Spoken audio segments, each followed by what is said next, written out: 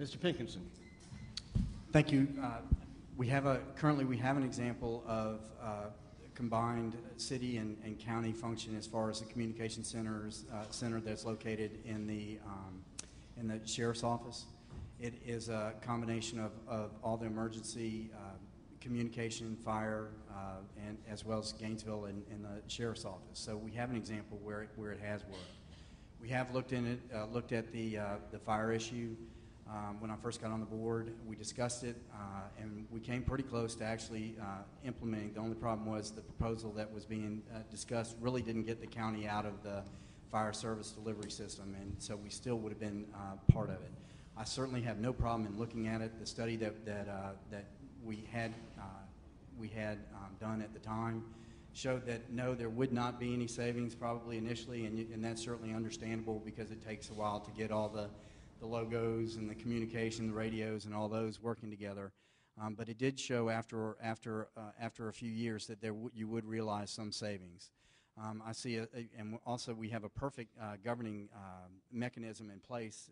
Those y'all probably very familiar with the library district, and currently it is a combination of the city, the county, and one school board member.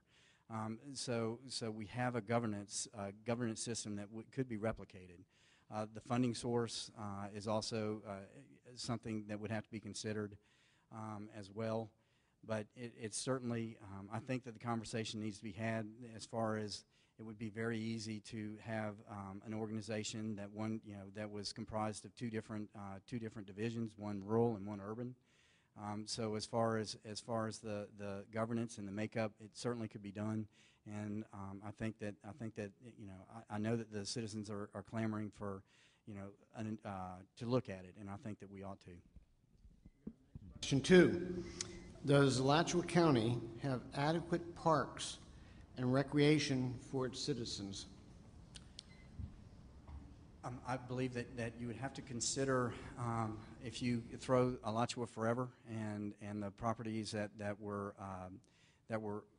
put on or taken off the tax rolls, but put on the map as far as recreational opportunities, passive recreation. You would have to say that Alachua County, by far and away, has more than adequate recreational opportunities for passive recreation. As far as the active recreation, the county commission a few years back decided that the active recreation should be something that was provided by the communities, the municipalities, and we took the approach that we should provide the asset or the land or the land to have those recreational opportunities. And I will say that one of the things that I can look back and say that I had something to do with was the Jonesville Park. And I don't know if any of y'all have been out to the Jonesville Park, but when I first got on the commission, it was 95 acres of nothing. And if you go out there now through private-public partnerships, we have done remarkable things.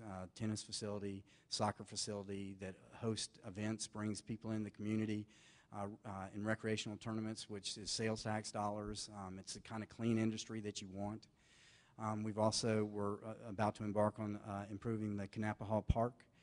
We've done work at Monteoka Park to upgrade the Ann Copeland areas, to upgrade the bathroom facilities. So the county, since in the last 8 years, has been very active as far as providing the recreational opportunities, either through, and quite frankly, the Alachua Forever was something that was voted on by the public, so the public decided to invest in the recreational opportunities there too, but it is in the county, so I can't take credit for that, and the active recreation we have as well. Thank you. Mr. Donovan. Thank you. From what I've seen and experienced and heard, the county does not have adequate recreation facilities for a lot of people. And the parks, if they could be combined with our green spaces, I would have to say are also inadequate. We need to have a green buffer between each of the municipalities for the beauty of it, for the preservation of natural resources, and for the farmland, for the sort of the future economy of farming in our area.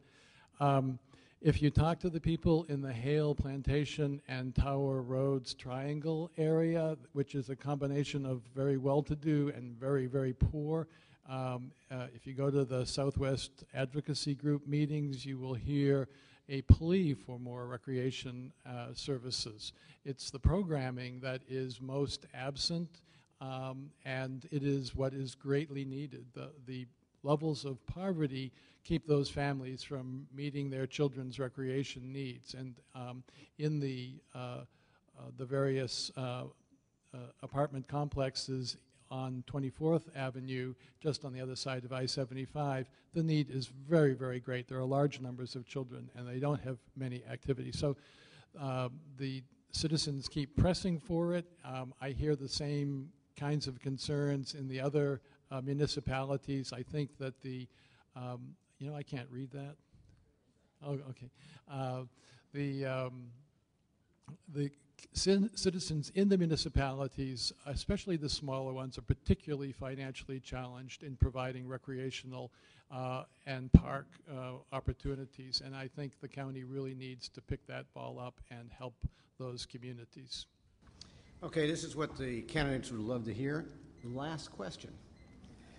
We start off with Mr. Donovan. What is your view of water prospects for the county in the next 10 to 20 years? Water. What is your view of water prospects for the county in the next 10, 20 years? We have a major challenge. I think we're going to meet the challenge for water purity and drinking water at Cabot Coppers. I suggested we sue Beazer Corporation, who is responsible for cleaning it up. Back in 2007, we were told we couldn't do it. Then we investigated with drilling wells and did determine that we had reason to be concerned. I also am horrified at the plan the EPA has sent back to us, but we're working with them or against them. I'm not sure yet which yet, but hopefully we will get a better solution. So water purity is a really big question, but also sort of water quantity and quality. As we sprawl over the green spaces, the natural cleansing of the water gets diminished, and that's a real threat. As we develop projects like Spring Hills out on the I-75, 39th Avenue, the drain on water is substantial.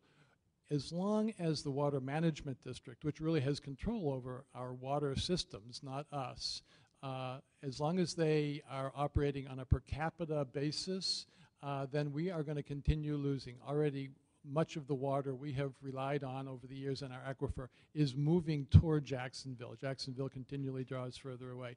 So I have been going steadily constantly to meetings on water quality, and don't hear the Water Management District making any advances in rethinking that we need to look at water systems as water basins and bioregions, not as a resource to be tapped on a per capita basis, because we can grow forever, and on a per capita basis we will still drain our resources. So we have a lot of challenges there, but what we can do, I think, is protect our open spaces that cleanse our water.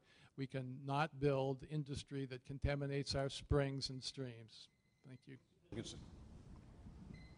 Thank you very much. The most pressing need, actually I'll do this in three sections. Our most pressing problem is coppers, and we've got to do what we can to make sure that they come up with a plan that is suitable to the residents. And that, number one, and quite frankly, for a number of years, the only issue that I really knew about until the campaign started was the water issue. And I've met with Senator Nelson on a couple different occasions to express the urgency of trying to do something, because not only does it affect the city of Gainesville, it affects the suburban area, which is about 130,000 people. So we've got to do something there. The county has addressed through the comprehensive plan, limiting opportunities for contamination to the outstanding water bodies in the county, and as far as, and also setbacks for wetlands. We are working on through the Water Management District for the total minimum daily loads, which is a nutrient thing. We recently approved the state's fertilization plan, so it will limit opportunities for nitrates to get into our water supply. but also on a regional level. I've been working, I'm a member of the Heart of Florida, which is a company which is comprised of Marion County, Ocala, Alachua County, the city of Gainesville, and recently Bradford County. And what we are trying to do is to come up with a plan because there isn't much development going on right now, this is the perfect time to talk to our legislators about what to do as far as, because one of our biggest threats, a few years back, y'all probably remember when there was the issue about a pipeline from North Florida to South Florida. We've got to do what we can to protect South Florida from coming to grab our water. Okay, now at this point, you will each have a chance to make your closing statement, or as we used to say, closing argument, beginning with Mr. Pinkinson. Thank you all very much. I appreciate you being here, and I especially, again, thank the sound man. I just want to say that I was born and raised here. I love this county. My 3 children are here, and I want to make sure that I do everything I can to make sure that this county is in a better condition than when I started being a commissioner. As I said earlier, this campaign is the environment is very important, and we're doing everything we can so as to protect it. So in what I consider, we've addressed that. This campaign is about people and giving people the opportunity to be successful. And we do that through, number one, as I said earlier, we need to help our children be prepared. And number two, we have to get job opportunities for people so that they can support their families. And by far and away, that's probably the most important thing. This is a critical time as far as people's lives are concerned. I very much appreciate the opportunity to be here today, so y'all could hear what we had to say. Thank you, and on August 24th or tomorrow, or absentee, I would appreciate your vote. Mr. Donovan. We end up sounding a lot alike, and we aren't. And I'd ask you to look at the voting in our records. Commissioner Pinkerson has voted against curtailing airboat noise, for building condos overlooking Payne's Prairie, for pushing out the perimeter of the urban cluster, for weakening the comprehensive plan's environmental standards as they were originally proposed, for building the Walmart on 441 and 34th Street on his family land.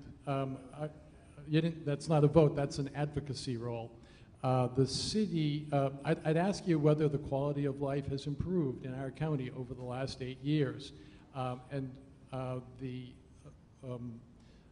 whether the county policies have been helping develop in a proper way. But I would say we've lost value in our homes, businesses, and public infrastructure. We've lost natural resources. We've lost the support for struggling families. We can turn that around. Thank you. Thank you. This concludes our panels for the afternoon. I want to thank the candidates for participating. And thank you all for attending. I want to, I don't know if she's been recognized, to recognize Barbara Herbstman, who did most of the work for this panel today. And Barbara, we recorded the proceedings this afternoon. How can people hear a replay of what happened this afternoon? So if you know anybody who wants to listen to this, you have to go to our website. And what is our website? Alachua, League of Women Voters, Alachua County. I guess Google it or Bing it if you want to Bing it, and you can access our website. I think you've lost. They're all. Yeah. Yes.